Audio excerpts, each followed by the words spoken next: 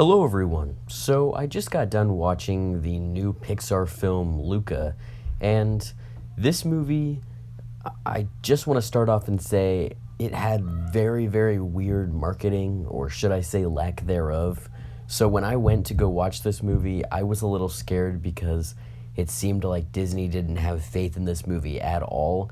I mean, how many trailers have you seen? And I'm not the only one. I've seen other people saying that they just didn't even realize this movie was out this weekend.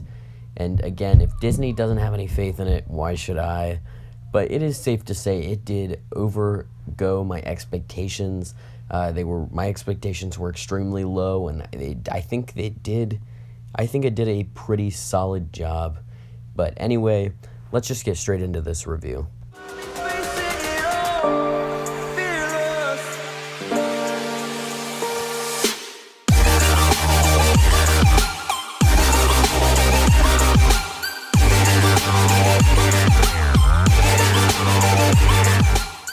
Starting off with the good, I thought that the animation was absolutely incredible. Now, this is pretty obvious already in other films recently that they've made, like Soul and Toy Story 4, which I both really liked both.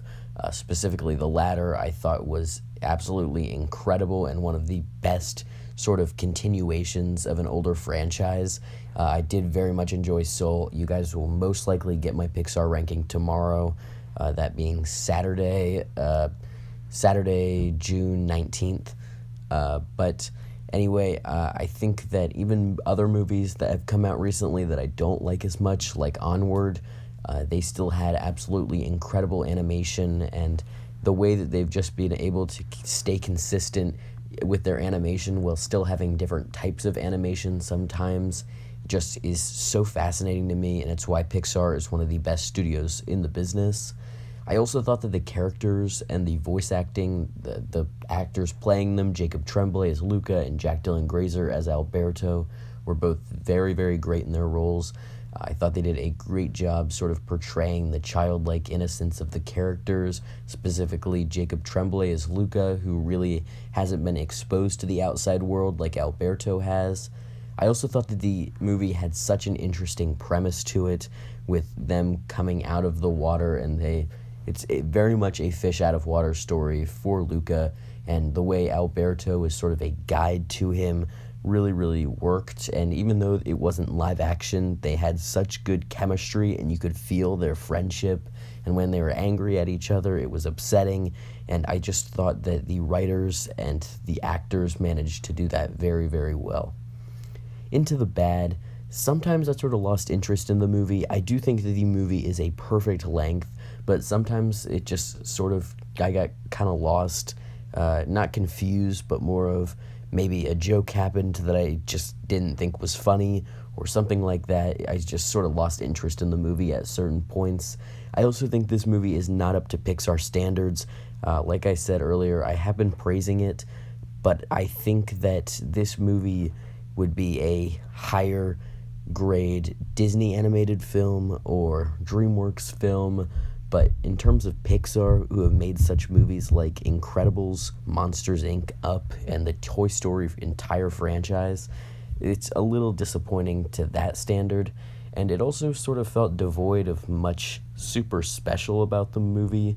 I felt like there could have been more added to the friendship. We could have seen more different types of things and created a different sort of atmosphere like Coco did. And I thought that it did have a little bit of a lack of Pixar-ness to it, like sort of the emotional aspects and stuff like that. There wasn't much emotional aspects, which I know you shouldn't judge a movie on what it didn't have when it's not a main core thing every other movie should have, such as good acting, good writing. But if it's landing in the world of Pixar movies, I feel like it needs to have some more emotional tugs, and they did go for one emotional bit to it, which I won't spoil, but I just didn't think it worked overall that much well. So overall, I thought it was a solid movie, and since Disney Plus has it for free on there, I think you might as well just go watch it. It won't cause any problems, and it's not worth your time. If you don't have time and you're just trying to throw on a movie that you think it's really important that you see, I wouldn't say Luca's the one to turn on. I'd say In the Heights would maybe be that, but I think that this movie is very, very solid, and they did a good job with it. So this year is running a little slow in terms of movies, which is kind of disappointing, but I do think all of the big heavy hitters will come later in 2021, but I am excited to see what comes next. This is my second favorite animated movie of this year, behind The Mitchells vs. the Machines, which is on Netflix right now. Everybody go and watch that.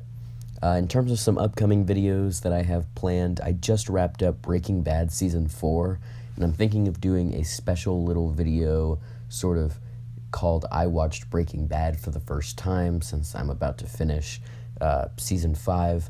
I have a big video essay planned. It's going to take a lot of research, because I am going to have to do different types of... I can't just do my opinions in it. I am going to have some factual stuff in there as well. I'm trying to see if I can branch out into the A24 catalog throughout this year, so I can do a video called My Journey into the A24 catalog. I wanted to do a special video, which I don't know. I'd like to know if you guys would be interested in, because it's not movies or TV, but it's very much media related and in this circle, and that is my experience reading the Watchmen graphic novel for the first time. I'm planning on reading that very soon, and if you guys would like a video about that, then I'd love to make it. And then in terms of regular stuff, in terms of like TV shows, I'm getting Apple TV Plus for a month, so I'm going to review Central Park Season 2, hopefully the day it comes out, maybe the day after, which would be a Saturday.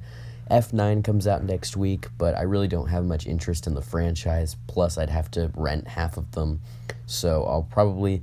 Fast and Furious is supposed to end in the next couple of years, so maybe I'll do some big ranking of the last, once the last movie comes out, but I don't really have much of an interest in it right now. And then in a couple weeks, The Tomorrow War comes out on Amazon, so I'm going to do a review for that the day of, hopefully.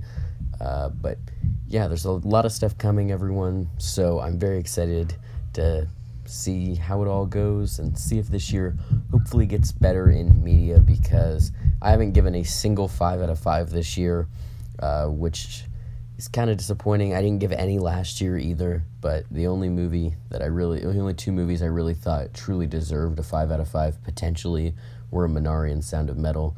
But I do think there's a lot of potential winners coming up soon, like, for example, The Eternals and Last Night in Soho, Dune, movies like that. So, yeah, thank you all for watching. Be sure to subscribe, and see you guys.